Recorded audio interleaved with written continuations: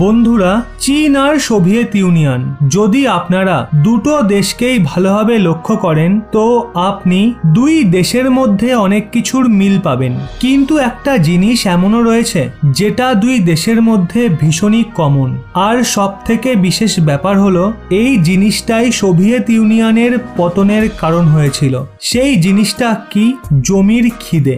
Soviet union গঠিত হয়েছিল কিভাবে? রাশিয়ার যত প্রতিবেশী দেশ ছিল সবগুলোকে রাশিয়া দখল করে নিয়েছিল বিশ্বযুদ্ধের পর, আর সেগুলোকে মিলিয়ে বানানো হয়েছিল সোভিয়েত ইউনিয়ন। কিন্তু এর পরেও সোভিয়েত ইউনিয়নের খিদে মিটছিল না। তারা যে দক্ষিণ আমেরিকা দেশ রয়েছে সেখানে অনুপ্রবেশ করা শুরু করে দিয়েছিল। তাছাড়া রয়েছে কিউবা, যাকে আইকনিক এক্সাম্পল বলে মনে করা হয়। এছাড়া অনেক আফ্রিকান দেশ, ইউরোপিয়ান দেশ, এশিয়ান দেশও দখল করার চেষ্টা করেছিল, আর শেষে সেটাই সোভিয়েত ইউনিয়নের পতনের কারণ হয়ে দাঁড়িয়েছিল। কারণ আফগানিস্তানে তারা তাদের সমস্ত প্রচেষ্টাকে প্রয়োগ করেছিল আফগানিস্তানকে দখল করার জন্য।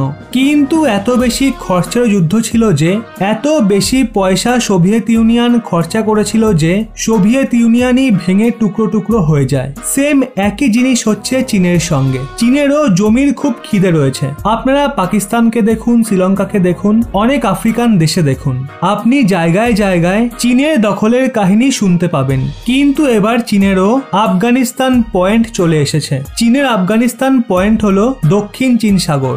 আর ভারতও একেবারে আমেরিকার যে রণনীতি ছিল সোভিয়েত ইউনিয়নকে কোল্যাপস করার, সেই রণনীতির ওপর কাজ করা শুরু করে দিয়েছে।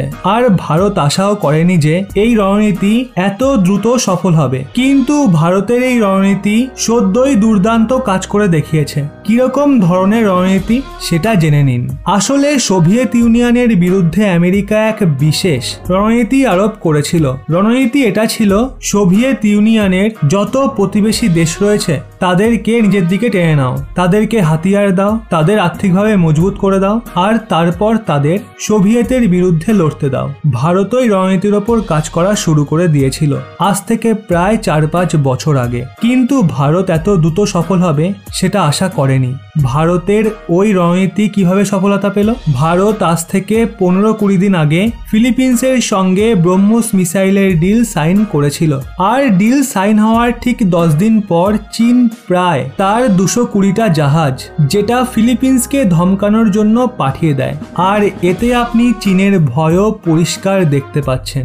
আর চীনের প্রতিবেশী দেশ এটাই দেখতে পাচ্ছে। চীনের প্রতিবেশী দেশ যারা চীনের জন্য বিরক্তির মধ্যে থাকে, আসলে ওই দেশগুলো ব্রহ্মোসের এফেক্ট দেখছে। আর আপনারা ভাবছেন কারণ চীন বাস্তবেই একে ভীষণ ভয় পাচ্ছে। আর তাই তো তারা একটা ছোট দেশকে, যাদের একটা পরিপূর্ণ নৌসেনাই নেই, তাদের ধমকানোর জন্য 220টা জাহাজ পাঠিয়ে দেয়। তাহলে একবার ভাবুন, যখন ব্রহ্মোস ফিলিপিন্সে পৌঁছে যাবে তখন চীনের কি হাল হবে। আর ব্রহ্মোস তো ভারতের প্রথম মোহর। এখনো তো অনেক মিসাইল বাকি আছে, পিনাকা আছে, তাছাড়া তেজস আছে। এগুলো আমরা চীনের প্রতিবেশীকে দিলে, বিশেষ করে ভিয়েতনাম, ইন্দোনেশিয়ার মতো প্রতিবেশীদের, এছাড়া ফিলিপিন্সকেও, যাতে এদের মজবুত বানানো যায় আর চীনের বিরুদ্ধে ভারত তাদের ভালো মতো ব্যবহার করতে পারে। কিন্তু এই রণনীতিতে ভারতকে একটা জিনিস করতে হবে, ধৈর্য বজায় রাখা। আমেরিকা প্রায় 40 বছর ধৈর্য ধরেছিল, আর শেষমেশ 1990-এ সোভিয়েত ইউনিয়ন ভেঙে গেছিল আর আমেরিকার রণনীতি কার্যকর হয়েছিল।